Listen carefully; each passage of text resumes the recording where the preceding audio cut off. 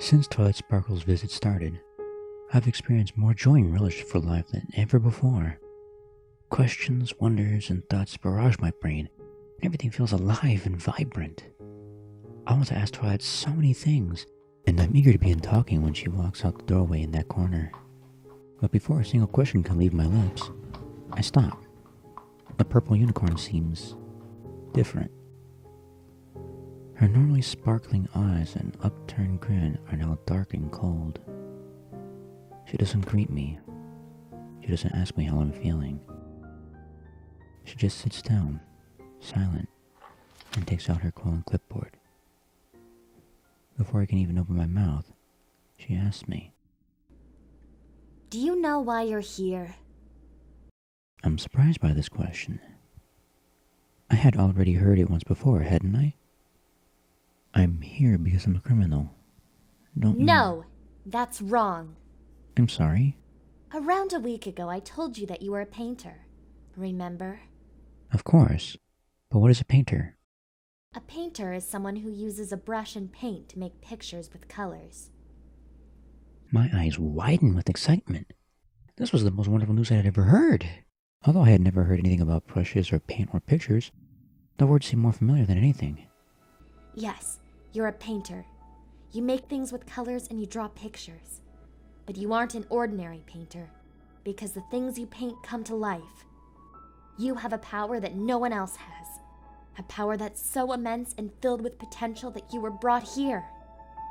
That's incredible. I want to learn more about being a painter. You know about being a painter. You knew everything before you were brought here. What do you mean before? It's always been like this, and I don't know anything about painting. I've never even heard of it before. Suddenly I see a side of Twilight Sparkle that I had never seen before. Anger. She bolts upright and stomps toward me, pressing her eyes close to mine. Don't you get it? This isn't all there is. You haven't always been here. Just think. Every pony here is exactly the same. They're all like you. They all have talents. They all have reasons for being here. But it all comes down to one thing. Clarity, the albino unicorn, he can copy cutie marks when he sees them used. Any cutie mark. Forte, she can motivate ponies with speeches, and her ideas are revolutionary and unheard of. And Smooth Song, his music touches something that can't be expressed. He creates feelings strong enough to instill thoughts that could cause complete chaos. And you, anything you paint, anything you make becomes real. Can't you see the connection? Why don't you understand? Why don't you remember? Panting hard, she slowly backs away, her eyes filled with unspeakable fury and frustration that feels like red. Hot, raging and unpredictable red. But more so, all the ideas, all the thoughts and wonders that have been poured into my mind over the time she had been here are starting to solidify. I'm scared. No, I'm terrified. I've been coming here for months, trying to make you remember who you are. You've been locked in this cell for I don't know how long, being tested and tortured and experimented on and whatever horrible things these ponies have done to make you forget, to make you lose your mind and talent. But it just won't go away. So they're starting over. They're trying to make you remember what they've made you forget, so that you understand what's happened here and who you are. So that they can start this whole thing over again. Everything is going to be gone. Her voice cracks, and her beautiful purple eyes become rimmed with tears. She falls to the ground, breathing hard. I don't say a word. Everything falls into place in my mind, and I feel numb. Finally, after what feels like an eternity, she looks up into my eyes. Do you know why you're here?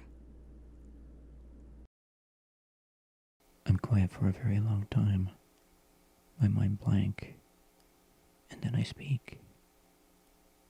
I'm here because she's afraid of me. And then Twilight Sparkle is gone. It's too quiet in this white box. It scares me.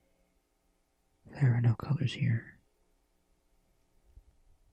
Twilight Sparkle doesn't come the next day, or the next, or the day after that. Every time I wake up, I eat my meal, sit on my cot, stare at that corner, and wait. It's my fault. All my fault. The one thing that gave me purpose and meaning is gone. I want to weep and moan and feel pain to punish myself. But I don't do any of those things. I just stare at that corner. It never opens. She never comes. But I wait anyways. Until I can't wait anymore. I wonder how many steps it takes to get from the cot to the wall. 12. I've never felt so alone. There's no one here. No color. Just nothingness and void. The white walls don't move. They don't let me see outside or twilight. There is no sky above. There is no ocean or town. There is no forest. The sun doesn't shine here. I think about Rainbow Dash and her colors. I think about Applejack and her trees. I think about Rarity, Spike, Fluttershy, and Pinkie Pie. I think about Twilight Sparkle. The walls feel closer than before, and the lights hurt my eyes. I hit my head against the walls to push them back. They don't move, and there's a stain on them now that isn't white. I can't remember what color it is. I'm scared again. I wake up after what feels like such a long time. My head is numb and white. I can't think or feel. And my legs barely carry me as I strip the plastic off the food in the tray and chew it. It doesn't taste like anything anymore. I don't care. I'm not hungry anyways. Inexplicably, I'm angry. And that anger burns through the numb whiteness. Damn that pony and her colors. Damn her for showing me her fur, that gemstone, the leaf. Damn her and her outside. Damn her for trying to give me meaning. Damn her for making me remember anything. And suddenly, something cold grabs my heart, and the anger gives way to fear. I drop the food in my mouth and gallop 12 paces to the corner in the wall and look down at the corner. It's white. White. The word isn't there. White, white, white. I hear something in my brain crack. I do something I've never done before. I scream. I scream and I buck and I kick, slamming myself into the walls of the box that has kept me here forever. I scream in pain. I scream in fury. I scream in loss. I scream as my brain feels like it's ripping itself apart. I scream for color, but there's only whiteness. I scream loud enough that suddenly I'm being carried away by thick, strong white hooves. The guards struggle to hold me as their whiteness gets closer, and I kick and bite and fight them. I need color. The whiteness is going to kill me. And then I see a color. In that corner, I see Twilight Sparkle, her eyes full of shock and horror. She's scared. She should be. Pushing against the guards, everything in my mind goes perfectly white again. And then it bursts with a majesty of colors. I was 8 years old. I was with my mother by the fire, and she was reading me a story full of pictures and words and colors. Then there was a horrible, loud knocking noise. I heard my father scream my name. My mother carried me and told me to run as fast as I could. I ran outside, but it was so cold and there was snow so deep that I couldn't run any faster. I couldn't escape. I drowned in white and woke in white. My mother screamed my name, but I can't remember it. I'm boiling. I'm red. I'm fury. My hate and my anguish focus on her, fusing circuits in my brain and exploding in a shower of hot sparks. I was 8 years old. I've been here for 12 years. My mother screamed my name, and you stole it from me! There's no more to say. Everything becomes white, and I fall into nothingness. When I awake, it's all gone. The guards, the anger, the strange pony. I'm alone. My head throbs something fierce, and I can't get up because my hooves are cuffed to the bed. There's nothing. Nothing at all. The lights really hurt my eyes. I can't remember my name, and I'm as white as the walls. I do something I've never done before. I cry. I don't know how she got in here. I don't know how she got the cuffs off. And I don't know how long it's been. The day stopped meaning anything a long time ago. Twilight Sparkle looks at me and doesn't speak. Lying on my cot, I don't say anything to her either. I stare at her eyes. They are purple. They're magic and mystery and beauty. And they look like they're going to cry. The unicorn's horn glows, and she levitates something out of her saddlebag and places it on the floor. I don't care to see what it is. I just stare into her eyes. I stare into her colors that make the white walls expand, and the box feels just a little bigger, even if for only a moment. She slips away, trotting slowly toward that corner. She casts me one final look, a look of pain and regret and sorrow.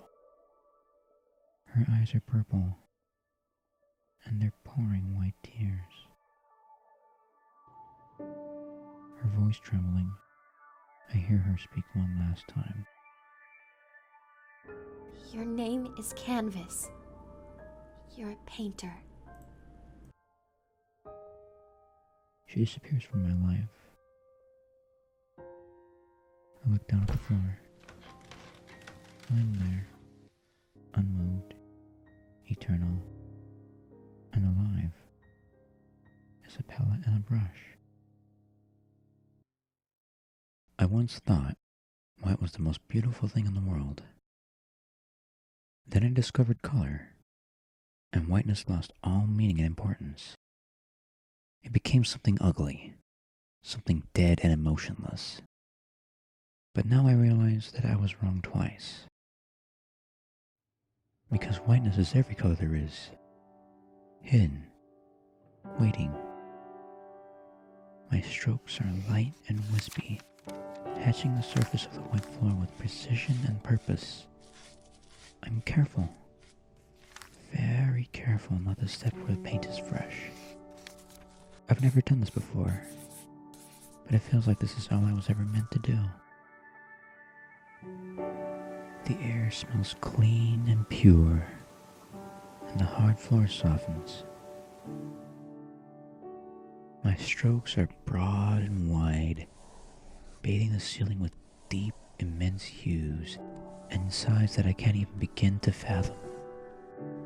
I strain to recall everything I heard in the stories to match the splendor. My paint could never do it justice, though. It will never be the perfection I envision. The ceiling falls away, and the sky is sprawling and limitless. My strokes are light-hearted and jovial, and happy, creasing the walls with an intricate beauty. I don't know what houses look like, exactly. I wonder where Twilight Sparkle would live. I don't dare try to paint it. The image is too fragile. The world is filled with laughter and joy. My strokes are strong, bold, and confident. These are now my keepers, my vanguards of peace and rest that shield me from the sparkling sun. Maybe Rainbow Dash will cover the sky with a few clouds, and Applejack would share with me an apple plucked from this strong and handsome tree. The sun is warm and loving, and its light doesn't hurt my eyes. It beams over immaculate pink and white houses, glistening on the lakes that cast an ethereal shimmer around this universe. And I wonder if it looks anything like Ponyville. Pressing a hoof against the bark of the apple tree, I realize that I'll never know. I'll never know if this is how a tree really smells, if this is how grass really looks, or if this is how warm the sun really feels. I'll never know outside. I'll never know so much. It all still feels like the white walls. And yet, those walls have no power here. Don't you dare canvas. Crying will make the colors run. So I resist the urge, and instead I sit in the shade of the tree I have made, and I don't think of anything. Nothing at all. I am at peace, and I know in my heart that this is the first time. I'll never know. My voice sounds warm and familiar. I think one last time of all the friends I know that I'll never meet. Of all the things I heard that I'll never see. Then I look up at the branches of the tree, and I smile. One is thicker than the rest. Mightier. Yes. I think I'll look good up there. I pick up my brush.